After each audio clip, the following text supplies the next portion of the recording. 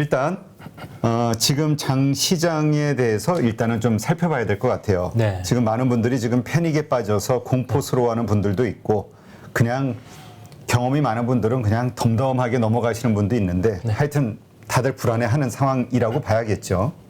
어떻습니까 지금? 2.74% 거래소.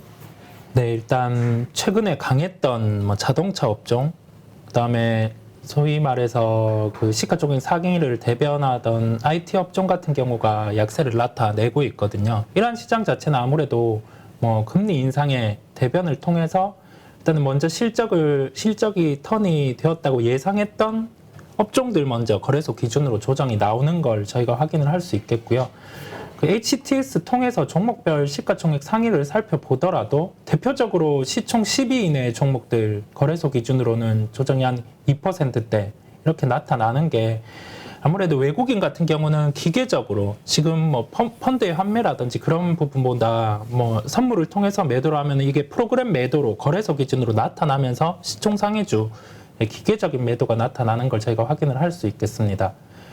코스닥 같은 경우가 약간 의외의 모습이 있잖아요. 2차 전지 소재 업종 같은 경우 시가총액 1위, 3위 같은 경우가 플러스를 나타내고 있습니다.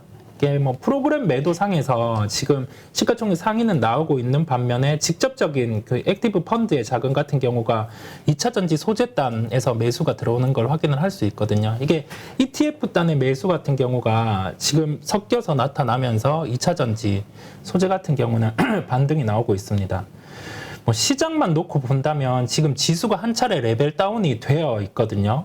거래소 기준으로 차트만 보더라도 저희가 알 수 있듯이 지금 2540 기준, 이 기준을 한 단계 레벨 다운을 해서 깨고 전저점은 깼어요. 네, 그렇습니다. 네. 코스닥을 살펴보면 코스피 대비해서는 지금 아직 뭐 차트만 보자면 덜 빠진 상황입니다.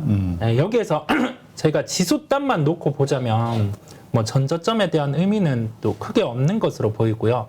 말씀드린 것처럼 뭐 첫 번째로 뭐 시장에 대한 그런 금리 인상 부분을 또 반영해 나가는 단계 구간으로 보이고 이제 뭐 FOMC나 그런 거를 확인할 필요가 있다는 점을 한 번 더 말씀드리게 되겠습니다. 15일 날. 네네. 그 후에 지금 저가 매수라고 생각하고 하시 말고 지금 좀 급락 많이 떨어진다 하더라도 지금은 관망을 하자. 네, 그렇습니다. 예, 오전 뷰 그대로시죠. 네. 자, 지금 전반적으로 그런 어려운 그 하락하는 전저점을 깬 코스피 뭐 이런저런 이야기를 했는데 그래도 지금 뭐 보니까 상한가 가는 종목들도 있고 지금 상승 급등하고 있는 그 종목들 이건 어떤 섹터들인가요? 지금 뭐 버킷 스튜디오 같은 경우는 오징어 게임 2에 대한 뭐 당장 확정은 아니지만 이걸 만들 수 있다라는 그런 기대감 때문에 일단 상승을 하는 걸 알 수가 있고요. 그다음에 아주 특이한 최근의 흐름이 있습니다. 그 상승에 대한 상위 종목 모트렉스 같은 경우는 자율주행과 관련된 뭐 테마이기는 한데요. 저희가 노터스에서 볼 수가 있었듯이 무상증자를 하고 나서 그 권리락이 있고 노터스의 상승을 보여주면서 모트렉스 같은 경우도 그 비슷한 흐름이 나타나고 있거든요. 그렇다 보니 뭐 수급적인 요소가 크고 나머지 뭐 공구, 뭐 청담글로벌 이러한 종목들이 신규 상장을 하고 나서 이게 시간이 흘러서 시가총액 1000억에서 2000억대에 있는 종목들이었거든요. 이게 근데 기관의 수급이 나가고 외국인 수급이 나가고 수급이 빈 상황에서 뭐 빈집 구간에서 동일하게 이러한 종목들이 반등이 나타났습니다. 네, 수급이 비어 있다 보니 이 현상으로 함께 상승을 하는 걸 저희가 확인을 할 수 있겠고요. 이러한 종목들이 만약에 이제 하락이 나타난다고 하면은 시장 같은 경우는 또 한 번의 레벨 다운이 될 수가 있는 거거든요. 그렇다 보니 저희가 이러한 종목들 같은 경우는 뭐 매매에 대해서 대응을 하고 그렇게 접근을 하기보다는 시장의 하나의 결을 파악하는 용도로 보시면 되겠습니다. 네. 네. 일단 우리 코스피 지수 이렇게 빠졌으니까 그래도 삼성전자 네. 한번 봐야겠죠. 네네. 삼성전자하고 지금 그 댓글창에 올라오는 거 보면 9만 전자래. 저 우리 LG전자. 네네. LG전자도 지금 분위기가 계속 급락 중이어가지고 그거 한번 좀 봐주시죠. 일단은 기술적으로는 과매도기는 해요. 근데 지수도 함께 과매도권이거든요. 그러니까 시장 자체가 안 좋으니까. 네네. 근데 여기에서 저희가 매수 대응을 한다고 하기에는 부담입니다. 왜냐하면 지수 자체에 한 차례 레벨 다운이 일어났을 때 같은 경우는 통상적으로 기술적으로 횡보가 있던지 또는 이게 그 한 차례 레벨 다운이 있던지 그러한 확률이 높거든요. V자 반등이 없다고 하면은. 근데 지수단에서 이 V자 반등을 위한 모멘텀이 없는 상황이잖아요. 그리고 외국인 매도가 나오고 있고 근데 프로그램 매도까지 한 게 보태지는 상황이라고 하면은 여기에서 횡보 또는 하락인데 그 지수만 놓고 봤을 때는 이제 삼성전자 같은 경우도 바로 V자는 아니고 횡보 또는 하락의 가능성이 높은 거죠. 제가 그렇게 접근을 할 수 있겠고요. 다 모멘텀 이외의 밸류에이션만 놓고 보면 이제 저희가 언제나 말했듯이 이게 싼 구간, 0.9배 구간 이렇게 다 얘기를 할 수 있겠는데 이번 주는 시장 결만 한번 보는 게 저희가 접근하기에 그 접근이 맞습니다. 그러니까 관찰만 하자. 네네. 그러니까 이 관찰하는 목적은 네네. 요것이 끝나고 나서 조정이 끝나고 나서 오를 수 있는 주식이 무엇인가를 파악하기 위해서. 네, 그렇습니다. 네네. 그러니까 이런 생각하시는 분들이 있어요. 뭐냐면 그래? 더 분위기가 안 좋은데 네. 물론 지나가 봐야 오늘 당장 나스닥이 또 올라가면 또 투자 심리 회복되면서 내일 또 상승할 수 있으니까 알 수는 없으나 네네. 또 떨어질 수도 있고 네네. 지금 상황에서는 더 떨어질 것 같고 악재만 쌓여 있는 것 같으니까 있는 물량을 다 손절하고 네. 그냥 현금 들고 기다리다가 나중에 싸지면 살까? 이런 생각하시는 분들 이게 맞는 생각이에요? 100% 손절 같은 경우는 시장에 대한 저희가 하나의 더 예측을 해야 되겠죠. 여기에서 내가 분명히 이 종목 같은 경우는 더 싸게 또는 돌아서서 살 수 있는 자신이 있다면 그렇게 할 수 있는데 그거는 정말 신의 영역입니다. 그렇다 보니 본인의 기준, 저희가 투자자의 기준에서 접근을 해야 되는 거죠. 내 계좌, 가지고 있는 계좌가 너무 헤비하고 그다음에 여기에서 시장이 더 하락한다면 감당이 힘들다. 이거는 주관이 포함될 텐데 그렇다고 하면은 한 20% 정도라도 덜어 내보는 거죠. 네, 그러한 접근이 반드시 필요하고요. 왜냐하면 이게 여기에서 분명히 턴을 하면은 기분은 좋겠죠. 네. 근데 다시금 한 단계 횡보 또는 레벨 다운이 될 때 시가총액 상위주라든지 개별 종목들은 더 빠질 거란 말이죠. 그렇다 보니 저희가 여기에서는 공통적으로 오늘 좀 많이 물어봐 오더라고요. 지금 주식을 살 땐가? 그렇지는 않다. 왜냐하면은 매크로 변수 같은 경우가 물음표가 너무 많다. 그렇게 얘기를 했었고 그렇다고 하면 팔 때냐? 여기에서 대답을 한 거는 지금과 똑같습니다. 주식을 갖고 있기에 너무 부담스럽다고 하면은 이 부담은 각자의 주관에 따라 다른데 그렇다고 하면은 한 20%, 30%라도 던져봐야 되는 그러한 필요가 있는 거겠죠. 그 기준에 대한 손실 같은 경우는 저는 물어봤을 때 한 계좌가 20% 손실 이내라고 하면은 한 30%는 편하게 던져보는 것도 필요하다. 그렇게 얘기를 했었어요. 네. 근데 30%, 40% 물린 분이라면 의미 없다. 그냥 다 들고 가자. 버티자. 아니에요. 그래도 10%라도 10%? 예, 현금이라도 좀 만들어 보는 그런 시장이 진짜 필요합니다. 왜냐하면 그렇지. 왜냐하면 이게 저희가 언제나 그런 얘기를 많이 했잖아요. 지수가 이제 2,500에서 2,550에서는 사야 되는 구간이다. 자, 분명히 이거 밸류에이션 상으로는 살만합니다. 근데 지금 서두에 말씀드린 것처럼 매크로 환경의 변화 자체가 물음표로 나타나면서 이 지수 같은 경우가 여기에서 밀리면은 계좌 같은 경우는 10% 20% 빠지는 것도 예사가 아니거든요. 근데 실제적으로 지금 수급의 흐름이라든지 지수의 흐름 자체가 그거를 보여주고 있기 때문에 저희가 과감함도 필요하다는 결론이겠습니다. 네. 알겠습니다. 그러니까 지금 우리가 좀 긍정적으로 그러니까 만약에 손절을 왜냐하면 현금을 들고 아마 이건 경험자들만이 알 수 있을 거예요. 네네. 이렇게 빠지는 장에서도 현금을 들고 있으신 분들 일부 네. 가지고 있다면 언제 싸게 살 수 있을까를 노리니까 이 심리적으로 네네. 들 불안해지는 게 있거든요. 네네. 근데 이게 전부 주식만 가지고 있으면 그냥 진짜 불안하죠. 네. 그러니까 그런 멘탈 관리가 안 되는 분들이라면 20% 이내라면 한 20, 30% 네네. 손절을 하고라도 현금을 확보하고 네. 그 이상 물리신 분들이라면 한 10% 정도만이라도 현금 확보하자. 네네, 그렇습니다. 네. 이런 정도로 생각하시면 될 것 같습니다. 아이고 참 한숨 나오네요. 네, 예. 시장. 어쨌건 지금 우리가 전저점을 깬다라는 의미는 네. 바닥이 열렸다. 네. 이렇게 보통 보잖아요. 그러니까 어디까지 더 내려갈지 모른다라고도 해석할 수 있는 거잖아요. 네, 그렇습니다. 예. 네.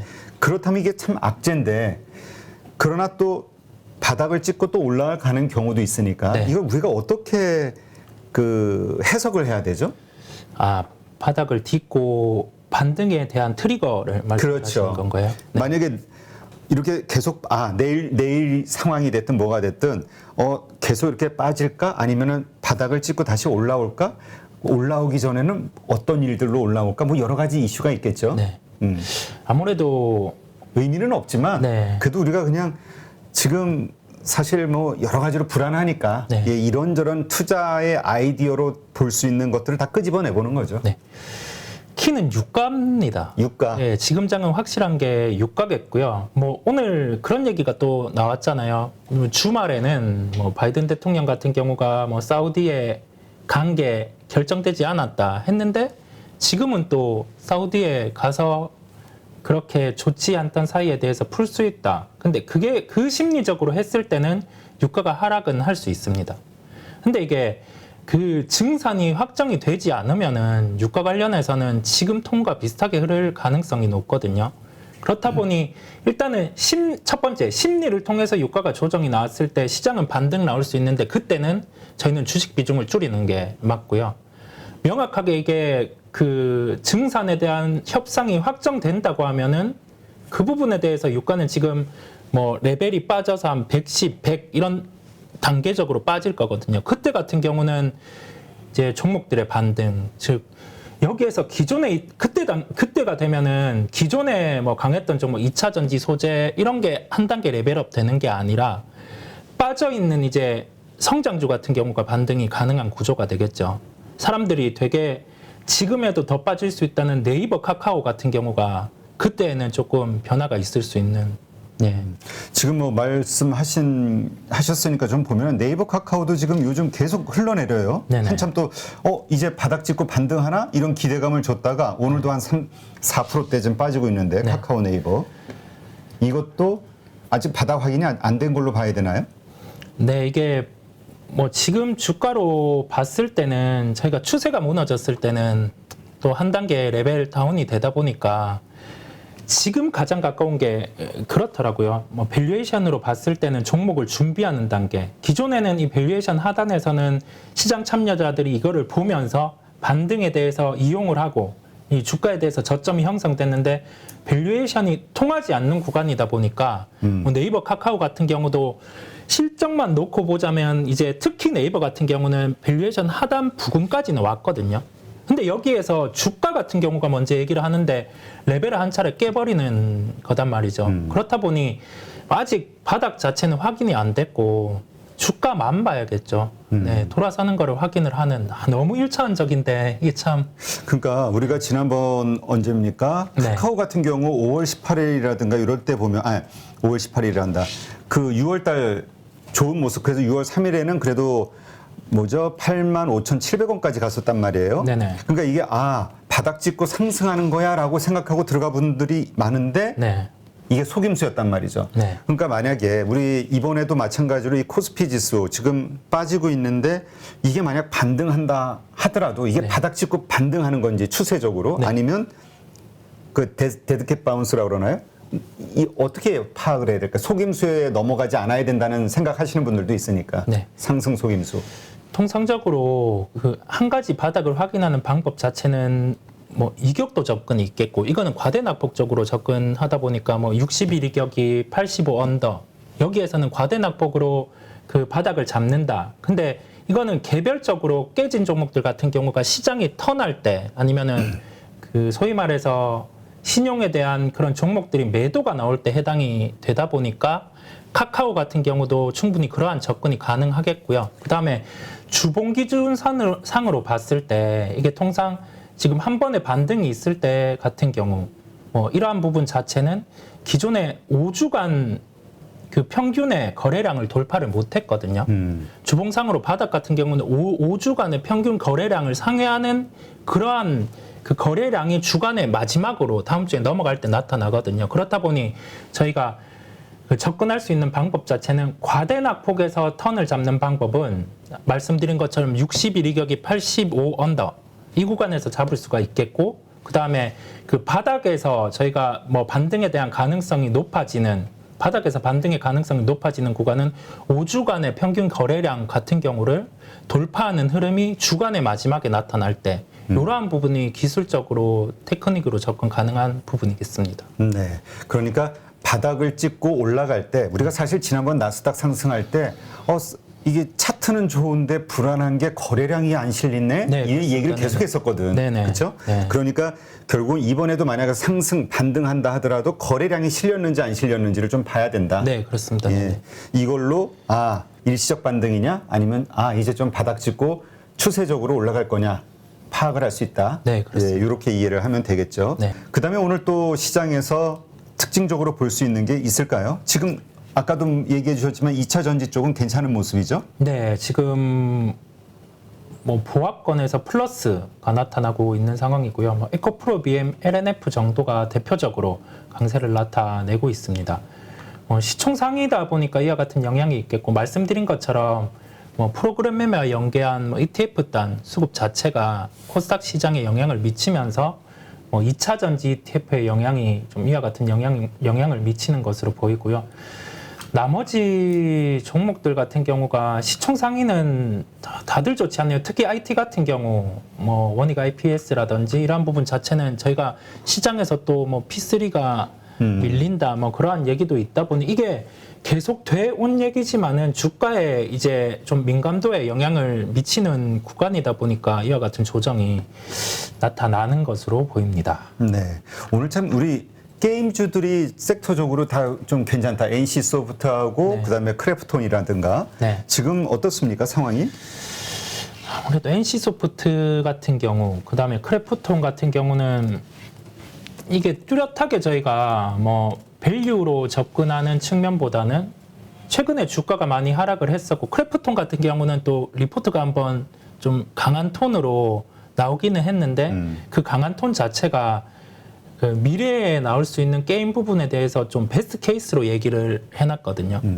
그렇다 보니 저희가 그 리포트에 대해서 참고를 하고 가기보다는 그냥 NC라든지 크래프톤 같은 경우도 뭐 지금 같은 경우는 수급 A씨로 풀어나가야 될 것으로 보입니다. 뭐 지금 구간에서는 이게 뭐 리포트가 긍정적인 요소가 있고, 그 다음에 뭐 향후에 게임이 지금 어떤 식으로 나오고 그렇게 풀어가는 모멘텀 자체는 영향이 미치지 않는 구간이다 보니까 저희가 차트상으로 살펴볼 필요가 있는데, 통상 저는 이렇게 대응을 하거든요. 만약에 종목들 같은 경우가 뭐 이렇게 단기 평선으로 추세적으로 타고 가는 경우는 단기 평선에 붙여서 매매를 추가하는, 그 다음에 그 매매를 추가하는 그 하나의 근간으로는 밸류에이션 상으로 상단에 도달하지 않았을 때 그런 기술적인 매매를 함께 부과를 하는데, 지금 밸류에이션이 크게 부여가 안 되는 상황에서 이렇게 단기평을 깨는 주가, 시장을 통해서도 깨는 주가가 나타나면은 개인적으로는 조금 뭐 줄이고 대응을 합니다. 네. 왜냐하면 우리가 긍정적으로 봤으니까 네. 우리 오전 방송에서 그 긍정적으로 보시는 전문가들도 있거든요. 네네네. 그러니까 리포트도 좋고 네네. 그리고 또 신작 게임들이 앞으로 나올 거에 대한 기대감도 있고 네. 그러니까 지금 이렇게 밀릴 때 사야 되나? 이런 생각 할 수 있잖아요. 네네. 그러나 그럴 수도 있지만 일단 시장 분위기상 지금은 참자. 네, 그렇습니다. 네, 그게 맞습니다. 네. 참자. 네네.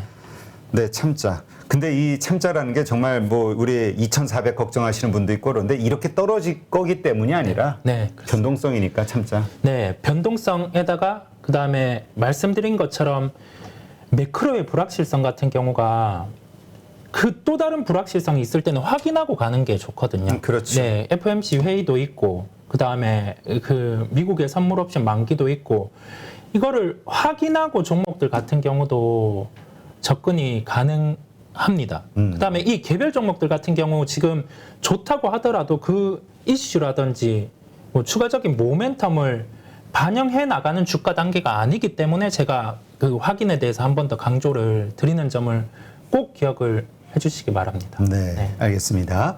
그리고 우리 방송 보시는 분들 가운데서도 이런 걸 좀 이해하셔야 돼요. 그 우리 전문가분들도 공격적인 분이 있고 네네. 그다음에 좀 보수적인 분들이 있거든요. 리스크 관리하는 쪽으로. 네. 그러니까 그 성향에 따라서 이 시장을 매수의 관점으로 보는 분도 있고 네. 지금은 일단 조심하자. 네. 누가 맞을지는 모르죠. 근데 그렇습니다. 어쨌건 시장을 대응하는 방식, 자신의 성향과 네네. 예, 공격적인 분이라면 또 공격적인데 멘탈 관리도 잘 된다면 공격적으로 할 수 있겠죠. 살 수 있겠지, 매수 기회로. 네네. 근데 멘탈이 약한데 공격적으로 갔다가 조금 빠지면 더 빠질까봐 불안해가지고 막 이러면은 안 되잖아요. 네, 안 되죠. 안 됩니다. 네네. 그러니까 자신의 성향, 우리 파이로모니터 가족분들도 내 성향이 멘탈이 강한가 약한가, 나는 뭐라 그럴까, 공격적인가, 네네네. 뭐 여러 가지 좀 따져봐야 될 것 같아요. 네네, 그렇습니다. 이게 그 성향적인 측면도 있고, 저 같은 경우는 시장에 비추어 볼 때 판단을 하는 게 제가 보는 종목들 한 주의 베스트, 월간의 베스트, 주간의 베스트 업종, 월간의 베스트 업종, 그거를 언제나 생각을 하고 대응을 하는데, 그러한 종목이나 업종들이 안 맞는 구간이 한 2, 3주 연속 지속되면은 여지없이 대부분 시장의 조정이 나오더라고요. 이게 제가 무조건 맞다는 게 아니라 제 기준에서 시장을 판단하는 하나의 잣대로 삼는 거기 때문에 그러한 말씀을 드리는 거고요. 이게 100%의 저가 매수는 저희가 할 수는 없는데, 시장에서 축적된 데이터와 그 다음에 주관적으로 가지고 있는 시장 대응에 대한 포인트를 함께 접목을 하면은 그래도 수익에 가깝게 갈 수 있거든요. 이거는 계속 누적된 데이터로 이게 증명이 됐기 때문에 그러한 점을 참고로 놓고 이제 매매에 결부하시고 시장 대응에 결부하시면 조금 많은 도움이 된다고 이거는 확신할 수 있겠습니다. 네, 알겠습니다. 누구나 1시간 안에 200개 종목에서 좋은 종목을 고를 수 있는 그런 능력을 배양할 수 있도록 제가 도와드리려고 그렇게 하고 있습니다.